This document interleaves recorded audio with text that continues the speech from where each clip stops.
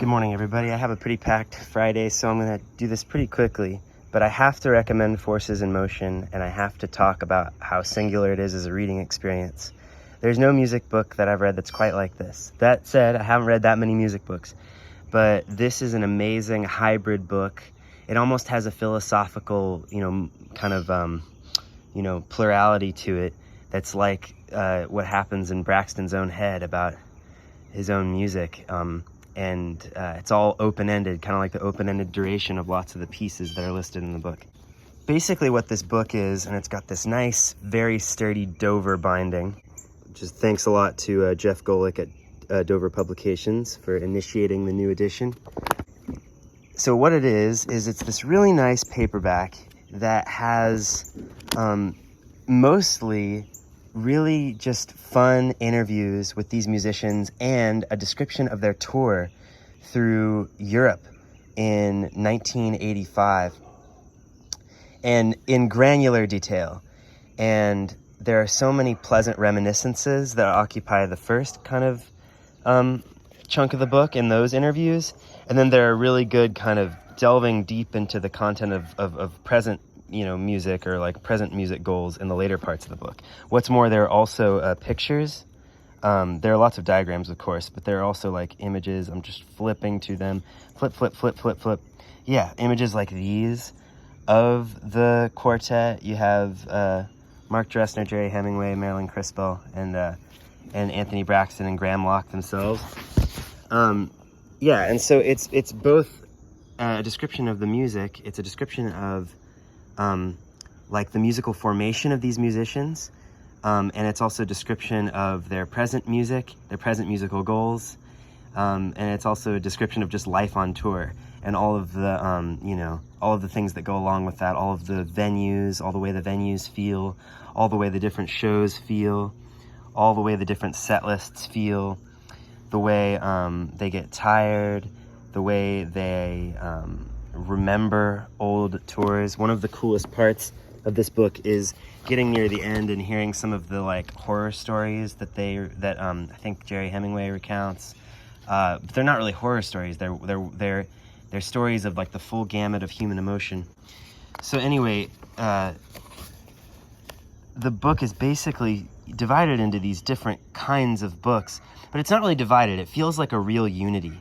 Like, all credit to Graham Locke, and to his parents, and to Susie, and to Synthesis, the Great Dream, I mean, Synthesis being the Great Dream, I mean, this book should be considered a great success, because it's all these things that I've talked about so far, a book of kind of music criticism and stuff, and a book of reportage, but it does this melding really seamlessly, and it does it by kind of weaving in sections, one-off sections like Astro Black Mythology, with these routine sections, Road and Meta Road, which weave in and out, and then there's these quartet sections that are kind of woven in, and the style of it, the way that there are these like two different kinds of things that are eventually kind of cut in upon by other kinds of sections, mirrors how these concerts work.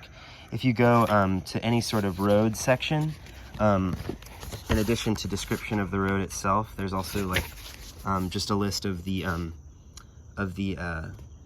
set list, and these set lists, you're told basically, or you understand that they start out being more defined, I guess, and then they kind of over the course of years end up being more and more open-ended elements of these like modular compositions. I don't really quite fully understand how it works. Elements of them getting repurposed for other compositions and being adapted specially on each occasion to serve as kind of talking points for other compositions. It's really incredible. I kind of forget where I was going with this, but basically, yeah, that's how it does its weaving. It does a weaving to accomplish this hybridity that it's definitely in possession of. It's really like philosophically and poetically rich, It's got a bunch of stuff like this epigraph. It's every section. There's some stuff. I forgot about this stuff about astrology from the beginning. I mean, the pictures themselves are poetic. This is an amazing picture of Marilyn Crispell. Amazing picture of Braxton. Basically at the end of sections of interviews, let me try to figure out what I'm talking about. Here you go. Like at the ends of sections of interviews, like this is one I was really excited to get to because it's about Eric Dolphy. It's like, so Eric Dolphy's work was very exciting to me, but I never felt that his way was my way.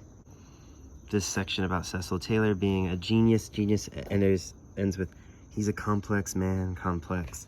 Like they all, like there's just, you know the way like poems, like the end of a poem in a book is dignified just by how it's got some white space around it. Any moment like that in this book, Graham Locke is taking full advantage of, and he's making you feel the potential of the space around the recorded moments. Kind of like how the musicians want to suggest something greater, some universal thing around their musical explorations. It was really cool to read. One thing that's cool is to read the process of Graham Locke getting more and more comfortable with the quartet, and eventually asking like testier questions and insisting on them more. And generally, it's really comforting to read a book like this where the author has so much respect for the musician on display, just so much respect, and yet is fully like, you know, is very upfront about his, like, any skepticism or doubt he has in the music, and any moment where he's not feeling it, you know?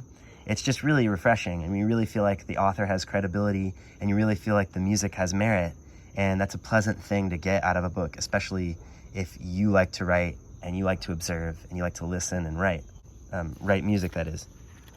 You know, the process of Graham getting more and more intertwined with the quartet reaches this kind of wonderful emotional pitch at the end for the sequel. This afterword, which is titled "Still in Motion: Road, Meta Road Quartet," a short sequel. There's like a good novel. State Farm is there. Like a good novel, you get that feeling of emotional progress, like physical progress through space, like you've arrived somewhere emotionally. I talk about this a lot in my videos probably, but this book also gives you that. What are the other thoughts I have? Look at this bush. So we got a book of like some 426 pages, but it's I did write in it some. I tried to write in it kind of beautifully because this publication is really good. It's like really sturdy. The pages are really white.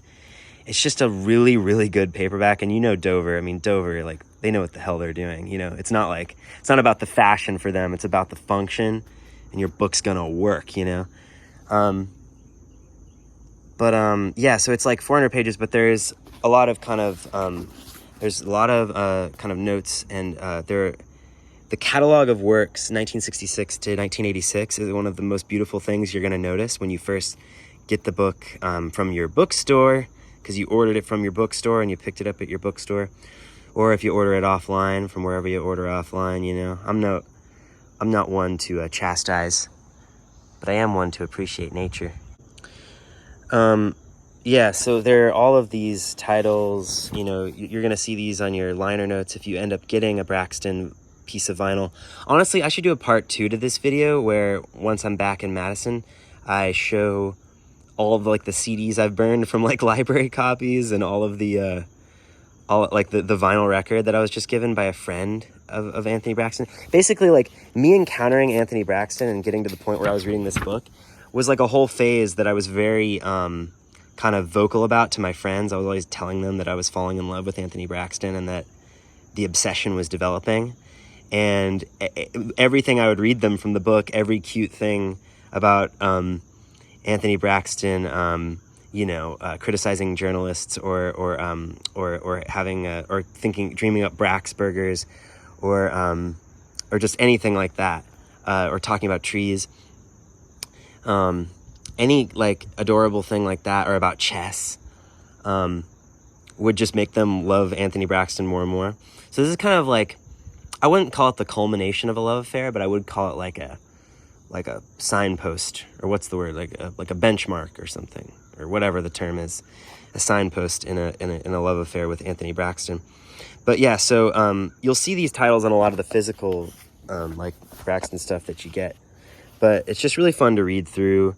I actually didn't end up reading through in this read like the whole catalog of works cover to cover like I really kind of wanted to. I would just go back, and whenever I kind of had a moment where I wanted to just meditate after kind of being dropped off at a contemplative point by the text itself, I would retreat to the back and kind of wander through this forest of works, you know. I wonder if this could hook into something like, it kind of feels like it hooks into the way people enjoy Edouard Levé's book works about, you know, potential works. I would go back there and I would enjoy myself. Anyway, I guarantee you probably haven't read a book like this. If you're interested in like jazz, classical, instrumental, really any kind of music at all, if you're interested in Chicago at all, if you're interested in anything having to do with Anthony Braxton, if you're interested in piano or drums or journalism, I mean, like, this is a pretty safe book to recommend. And whatever you read today, I wish you happy reading. And wherever you shop today, I wish you happy shopping, and goodbye. This was the thing I used as my bookmark in the book. I'll just, like, leave it there, you know? Hey, what's that note say? Burn this to disk. That's true.